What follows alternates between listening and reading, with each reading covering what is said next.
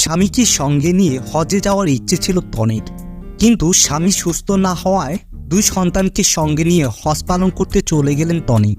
একজন স্ত্রীর জন্য তার স্বামী কতটা গুরুত্বপূর্ণ তা প্রতিটা স্ত্রী ভালো করেই জানে।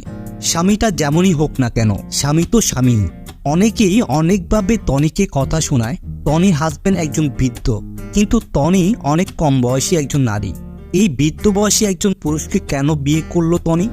এমন অনেক হেয়পূর্ণ প্রশ্ন করে তনিকে। তনি এই বিষয়টা খুবই ধৈর্য সহকারে প্রতিহত করে। স্বামী যেমনই হোক না কেন, স্বামী তো স্বামী, তাই না? অন্যদিকে তনির স্বামী ব্যাংককের এক হসপিটালে কোমায় রয়েছেন। আদৌ কি কখনো তনির স্বামী ফিরে আসবে এমন নিশ্চয়তা কেউই দিতে পারবে না। তারপরেও তনি সকল চেষ্টা করেই যাচ্ছে তার স্বামীকে যেন আগের অবস্থায় ফিরিয়ে আনতে পারে। একটা স্বামীকে কতটা ভালোবাসলে এমন ধৈর্য ধরে থাকতে পারে তনিকে দেখলেই বোঝা যায়। অনেকে তনিকে অনেকভাবে খারাপ খারাপ প্রশ্ন করে তাচ্ছিল্য করে। আমি বলবো তাদেরকে এগুলা ঠিক নয়।